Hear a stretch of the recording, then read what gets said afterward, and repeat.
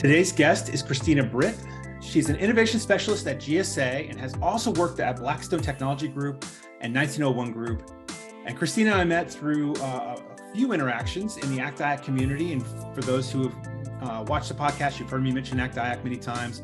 And Kristina, if I remember correctly, you also went through one of ACT-IAC leadership development programs. Is that right? Yeah, I've actually been through two, associates and voyagers. Fantastic. Well, there we go. That's somebody who's going to vouch for the program. So thanks for joining me today, Kristina. My pleasure. I'm happy to be here, Jeremy. So for those who haven't met you, talk a bit about your background, who you are, what you do, where you're from. Yeah. So I guess early on, I started at Virginia Tech and I joined hospitality. I worked at Disney for a while. I loved the customer service aspect of it. Worked in, hotels, and then joined 1901 Group to help them create a service desk. And that's where I learned how I could take my hospitality and marketing background and really put it to work in the IT industry and especially in the federal sector. I found that my goal is to make magical moments across government, like that you get when you go to Disney. Why can't we have those same interactions? A lot of people assume their first interaction with government is going to be negative. And I think we can change that. Wow, that's very interesting. So let's back that up a little bit. How did you even decide hospitality? Yeah, that's a great question. Freshman year, I was originally wanted to be a physics major. I went in undecided because I wasn't 100%. My mom was like, try things. Went in undecided, but I was like, I'm going to do physics. I love calculus, math, data. Took an intro to hospitality class as an elective and fell in love with the professor. The professor then told me to meet someone, for a job. I wanted a job over winter break. I went and met that person who owned the restaurant, and then I got the job, and I was like, wow, this is also how networking works and how powerful it is. So I just loved helping people, and that's really what made me want to go towards hospitality. And did through the college then, did you find the role at Disney? Yeah, so I was actually part of the Disney College program. So I went down and spent a semester in Orlando, which I highly recommend for any college student. First, it gets you out of your comfort zone of the people you know from college, but you're minimum wage. You have to be there at 8 o'clock. If you're late, they hold you to high standards. They have great training. I think it just taught me a lot about truly being on my own and going almost paycheck to paycheck because I was making, barely any money. But I had to learn to budget more than just having a meal plan at college. And that led me into this experience that I have today because it opened up doors around customer service and people knew that Disney had trained me well. Right. A lot of people, once you have Disney on your resume, it helps open a lot of doors. And I knew that as well. Interesting. So then how did you get a transition from this hospitality for Disney to 1901 Group, which is an IT service company? Yeah. So I went from Disney to the Intercontinental Hotel Group in Blacksburg, and I helped in the sales office there. I had worked there 2 years and decided I was going to leave and wanted more experience on my resume. One of the sales managers' husband happened to be running the network operations center at 1901 Group, and they were starting a service desk. And so I had met him a few times, and he said, why don't you come work for me and help me start a service desk? He said, you're great at answering phones, you have customer service, and I can teach you the technology stuff. And I said, sure. It was a great job during college.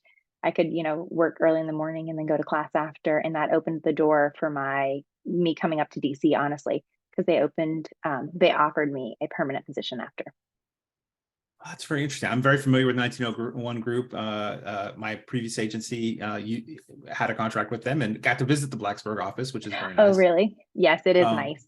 Innovation way, right? Yeah, and it's nice to be somewhat out of the DC area on occasion. Yeah. But you said that brought you into the DC area. Then did that also expose you to your next opportunity? Oh, yeah, 100%. So I joined 1901 Group, moved up here for a few years. Networked through ACT-IAC. Oh. So when I was at 1901 Group, someone was like, join ACT-IAC. And I was like, can you spell that? Because it took me a while to figure out what they were saying. And I joined Young ACT-IAC and got involved in the board. And then that's how I met one of the past presidents. And she was like, I'm hiring, grabbed lunch and brought me over to Blackstone Technology Group. I think you have a really great story for why networking is so important. Yes, networking is very important, and it has made a huge influence on my career. So then you made a transition to government, and we don't need to get into what you Mhm. do in government, but what was the decision factor for taking on this role? And talk about the little bit of the uniqueness of the kind, the type of hiring it was. Yeah, so when I was at Blackstone Technology Group, I worked at the Department of Homeland Security and I worked with the US Digital Services, and I loved the culture and impact that they could make. I got to work hand in hand with them and help with a lot of their communications. And I was like, one day I want to join government and do what they're doing Hmm. and have the impact. So I knew at some point I was going to join government. But I was very lucky that TTS knocked on my door. So they reached out to me through actually someone else I knew in my network. Tom Suter recommended me. And so they reached out through LinkedIn. I got coffee with someone. I take each opportunity step by step. I'm always open. So I said, let's get coffee. I'd love to learn more.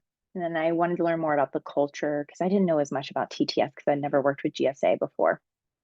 And learned that they were very similar to USDS Mhm. and the work that they did, the culture that they had, and the impact to the public. And that was the most important thing for me. So I was able to take an opportunity that is termed. So I was initially on a 2-year term and they extended it for 2 years. So I'm in my 4th year that'll be ending in October, but it's been a wonderful ride so far. I think that's really interesting because not a lot of people know that in the federal government space, we have a variety of types of jobs, and they're not all Yeah. permanent. Or this term concept is really interesting. Uh, I'm fascinated. I might have tried that if I'd known about it back when I came into government. I think it also doesn't make you feel like you have to take on a role forever, right? Like Mm. I could always transition back into government, I mean, to industry, excuse me, if I wanted to. But I think that term just gives you an opportunity to try something. But I think it's also important for government because it gives a little bit of an easier way to hire folks, knowing that you're going to have new folks coming in.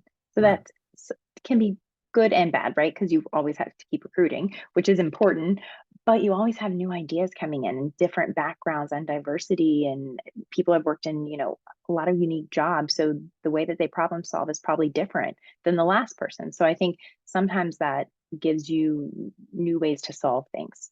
Mm. I like that. So as you've gone through this career, what's something you've witnessed that if we were to come to you and say, Kristina, you today, you're the one who gets to make a change and something that we do. What's something you've witnessed that we should reconsider?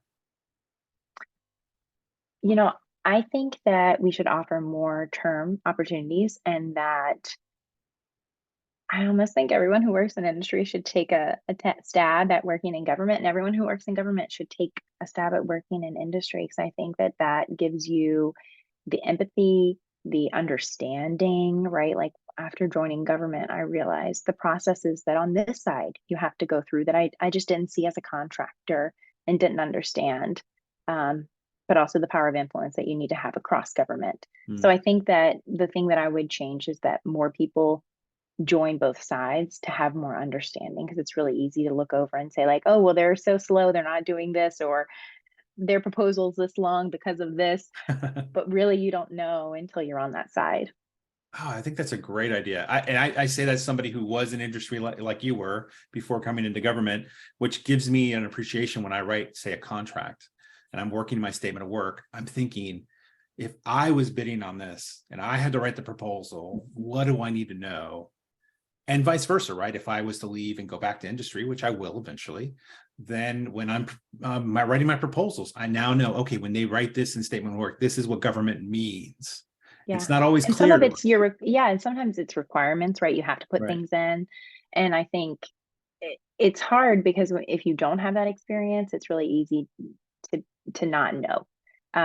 But to your point, like even with hiring job opportunities, like it might be because it's going through a different HR person, right? Mm. So it may not 100%. I was talking to someone the other day who's hiring. They're like, oh, well, these are the things, sometimes it's unfortunate because people who are qualified might not get through, Right. but it's because, said HR person may have reviewed it differently. So I think when you work on both sides, you have that understanding, and then you also can bring better ideas because you've been, and to that end, it's kind of like customer experience. You know the user journey because you've walked it on Right. both sides. That's a great point, and it makes a difference. So what's next for you, Kristina? What I mean, you just mentioned you're in a term position, which means it comes to an end, right? And government can't continue to extend it forever, so it will end. What does that mean? What does that mean for you? Great question, Jeremy. I'm open to work, but I want to stay in the federal government. So if anyone knows of any good opportunities, I'd say reach out to me. I've been applying. Hopefully, I'll get something picked up on USA Jobs soon. My dream job, though, is I want to become a chief of staff. So I think my end goal is to become a chief of staff in an agency, or I guess component, right? Some agencies have components that is able to help the public more. So that's my end goal. And I want to stay in the federal government, hopefully, until I can do that. Well, I can't wait to hear that you are chief of staff somewhere. Maybe not this next role, but the role Maybe after not, that. but maybe, who knows? But maybe, you just never know. So thank you so much for coming on the podcast, Kristina, and sharing your journey. And look forward to seeing what's next for you. Thanks, Jeremy. Thanks for having me.